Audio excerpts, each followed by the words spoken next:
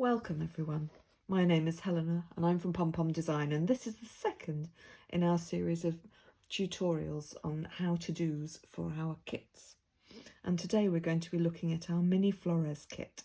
This is a mini version of our big Flores kit, so it's really good just to get the feel of the style and the design and how to do it. So if you enjoy doing the mini, you'll know you'll really enjoy doing the big one. But also it's just really great as a quick project. Something to do when you've got a few hours and, you know, just want something to do, something to just fill the time, make something nice and sweet and just enjoy the process of making. Okay, so this is the mini Flores kit. It comes in this bag like this, and if we open it up inside, we'll take it out. It comes in a packet like this. We are starting to use paper bags more, but this one actually is in plastic, so you can see what's going on. But we have moved into recycled paper packaging, I'm pleased to say. Okay, so inside the bag you'll see we've got all the yarns needed. And if I open it up,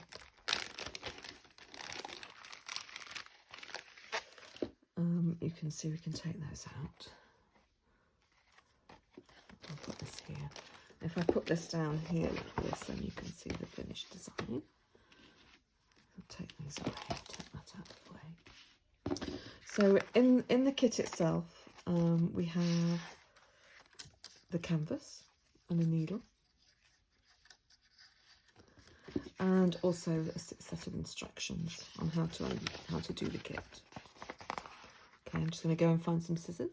Okay, I've returned with scissors, so I'll put them here. So basically you get your kit and you can look at the instructions and it tells you what's in there, a little bit about the canvas and the yarns, a bit about checking the register of the canvas, which isn't so necessary for a mini kit, making a shade card. Okay, so we'll start with the shade card. So you'll see down the side of the kit itself, there is a series of colour blocks with letters of the alphabet running down. And all you need to do is to take your scissors and you're just going to snip off a section. Now again, this isn't so necessary for this one because the shades, the shades are roughly the same, are quite different. So it's not really necessary to do this, but I'm going to show you how to do it because it's particularly relevant for the bigger kits.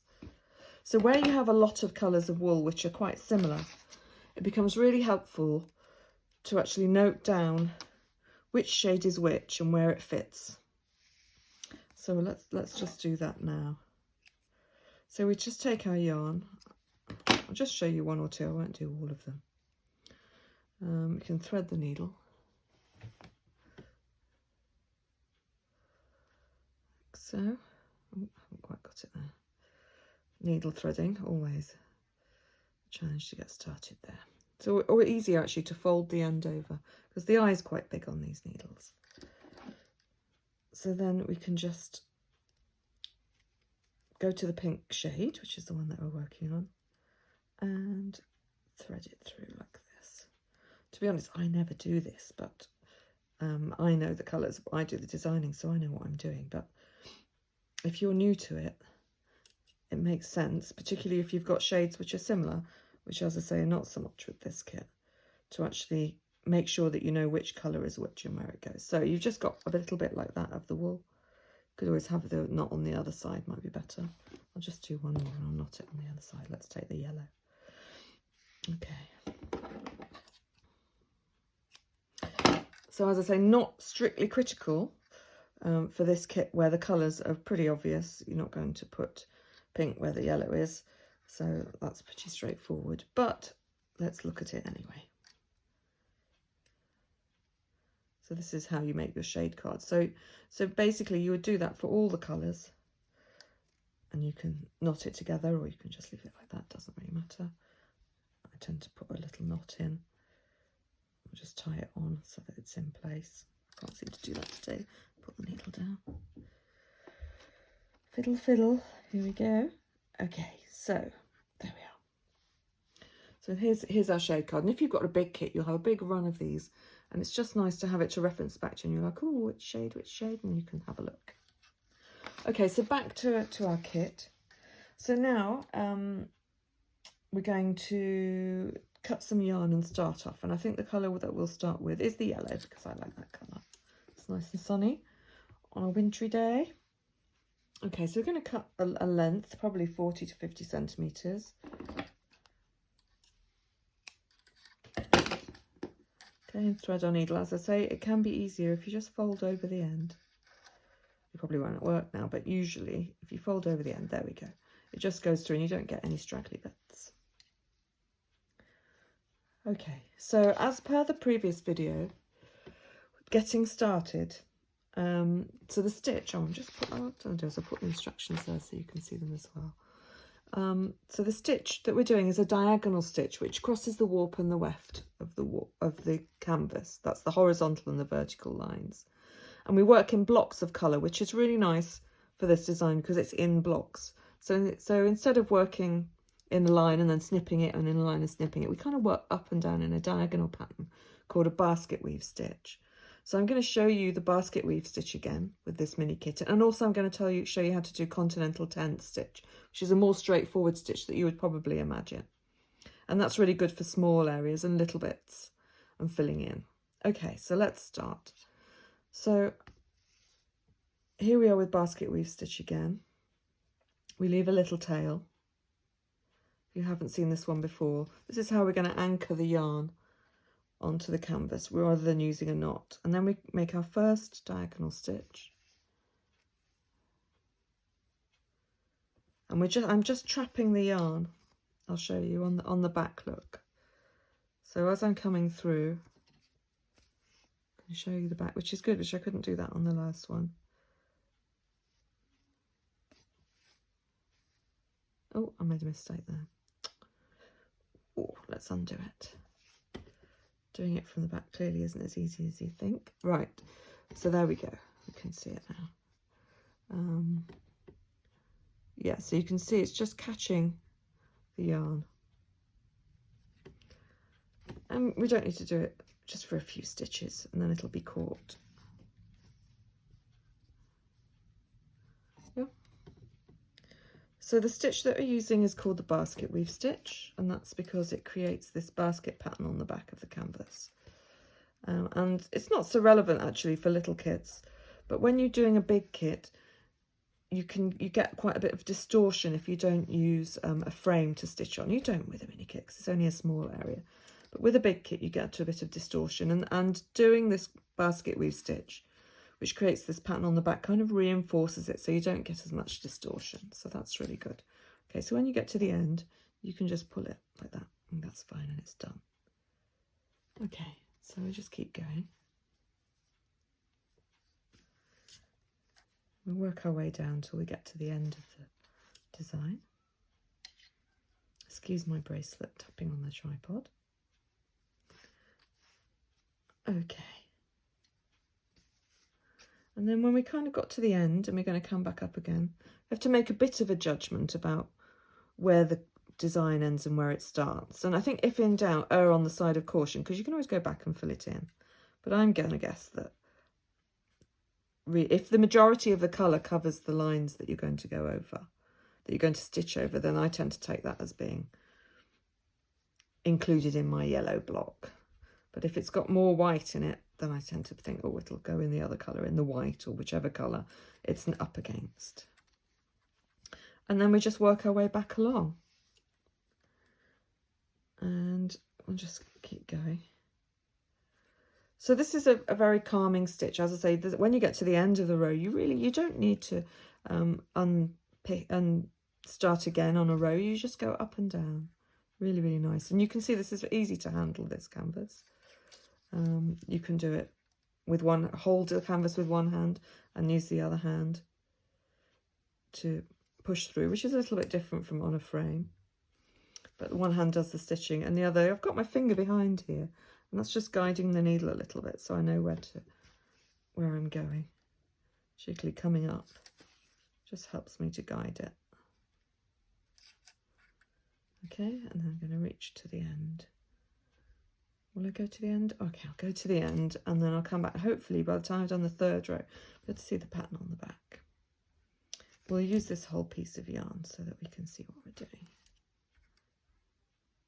And here again, you can see there that where I'm going to stitch here, there's more yellow on it than white. So I'm going to take that as a yellow.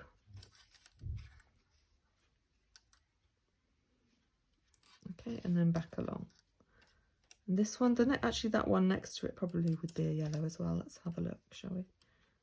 Oh, that's the next row along, so I'm not going to worry about that. And then we just work our way back across.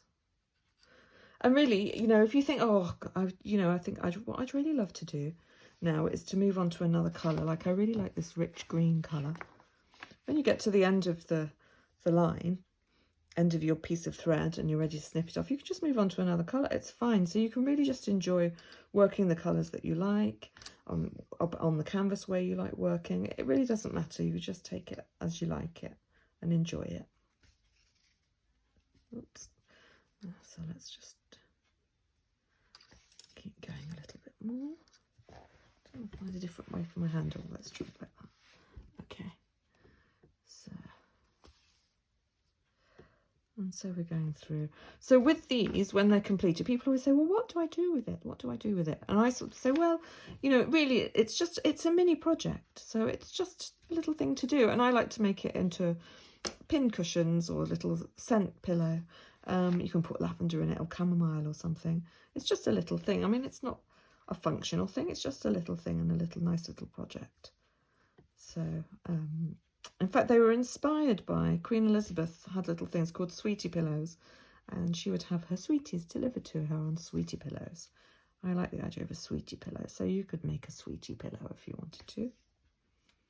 That's Elizabeth I. Did I say that? Anyway, so quite a long time ago. The current queen, not so big on sweetie pillows, or, well, she might be, but I don't know. Okay. So we're nearly there now. As you can see, one line of yarn goes quite a long way, which is nice. So you just, you know, chat along like I'm doing. You can listen to the radio, chat with friends. If you've got a journey or waiting for something, really good. Nice and calming. It's that sort of repetitive thing that makes it quite sort of zen-like, not zen-like, but, you know, calm. It's a calm and relaxing thing. I'm feeling calm as I'm stitching. Okay, so in a minute I'm going to show you the back, and let's see if we can see the Basketweave pattern emerging. So nearly there now.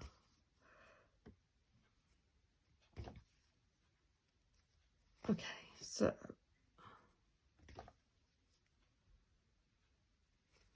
we're reaching the end.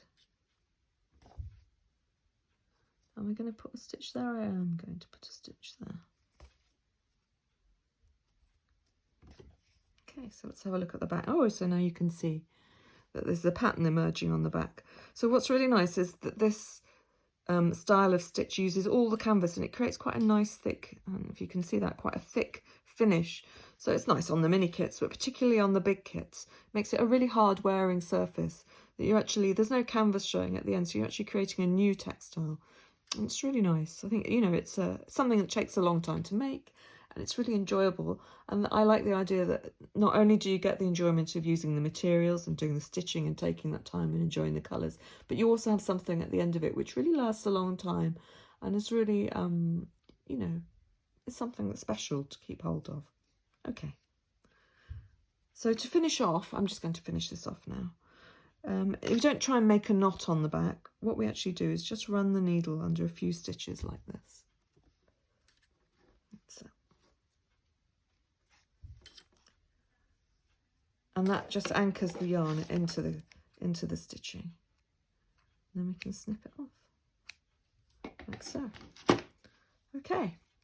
So that was how to start a kit, how to start a line of stitching and how to end a line of stitching. A little bit of a look at what's inside a kit. Got a nice array of yarns. Down.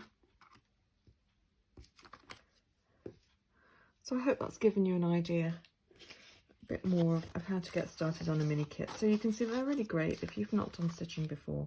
Just want something quick. A really nice little project.